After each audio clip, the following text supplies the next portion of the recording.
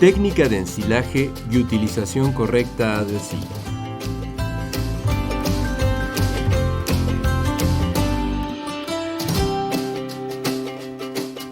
En una cápsula anterior te hablamos del beneficio del uso del ensilado en la alimentación de tu ganado lechero para mejorar tu productividad y rentabilidad. Normalmente consideramos que solo se elabora ensilado para conservar forrajes en el tiempo de abundancia y alimentar al ganado en el tiempo de escasez, pero realmente debemos saber que el ensilado nos permite conservar nutrientes, o sea, dinero, para nutrir a los animales y producir más leche y con mejor calidad.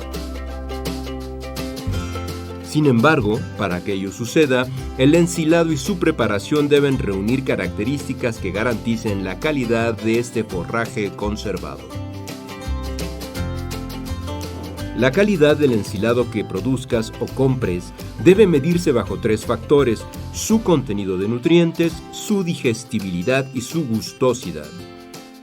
¿Qué quiere decir lo anterior?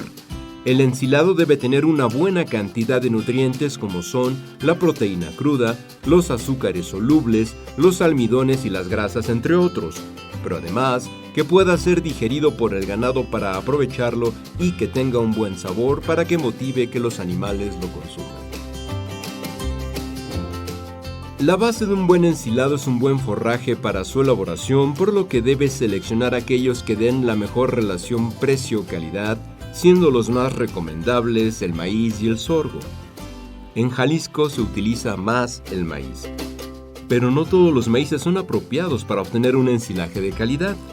Esto se debe principalmente a que hay variedades con un mayor contenido de fibra de difícil digestión o con una baja cantidad de grano, y lo que se busca es que contenga granos, ya que aportan la mayor cantidad de energía digestible. Por ello se deben seleccionar y sembrar variedades idóneas para la producción de ensilado. Siempre deberás asegurarte que su contenido de materia seca sea de entre 30 y 35%. Un mayor contenido de humedad dificulta obtener un buen ensilado y predispone al crecimiento de hongos, además de que estás pagando agua a precio de nutrientes. Nunca se debe suministrar ensilado con hongos al ganado. Los forrajes con mayor contenido de materia seca normalmente son más maduros y su contenido de fibra es mejor. Una vez que el forraje está en su punto ideal para cosecha, cuando el grano de maíz está en un estado que se denomina lechoso masoso, se procede a su corte.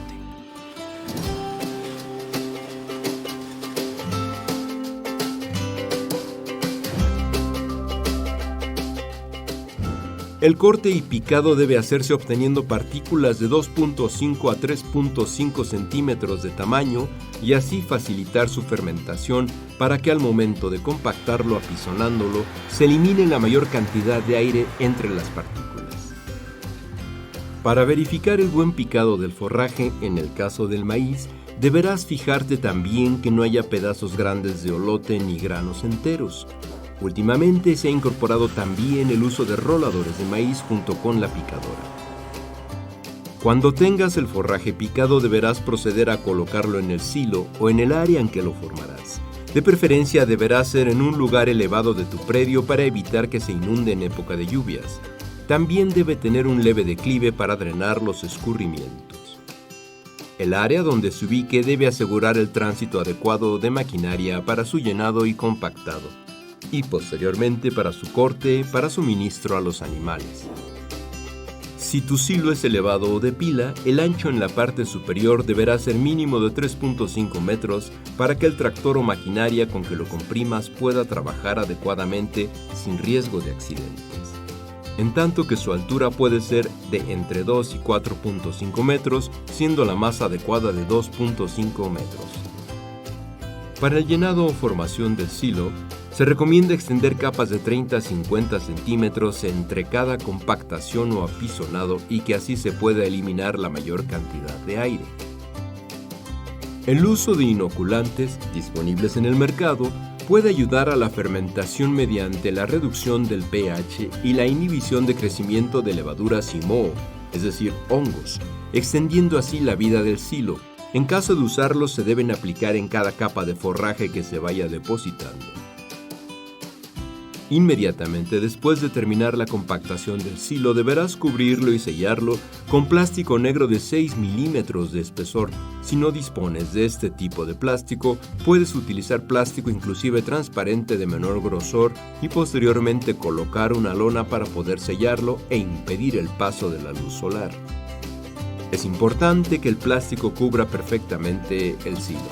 Si empleas varias tiras de plástico, estas deberán de traslaparse como mínimo 20 centímetros y deberás dejar una ceja de medio metro de cada lado del silo para poder enrollarlo y apisonar tierra en esta parte para sellarlo.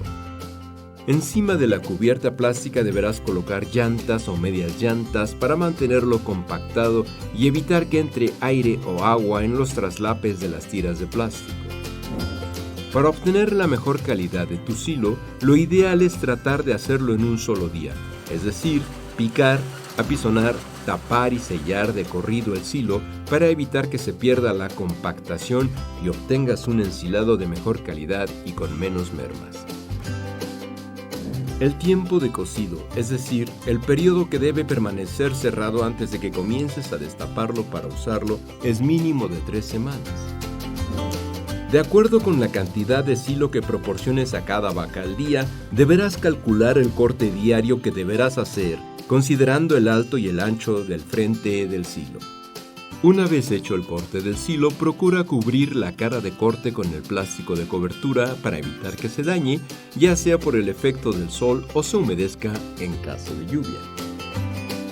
Recuerda, un buen ensilado y su uso adecuado garantiza una alimentación completa y equilibrada al ganado, asegurando mayor productividad en tu negocio. Gracias por tu atención y manos a la obra.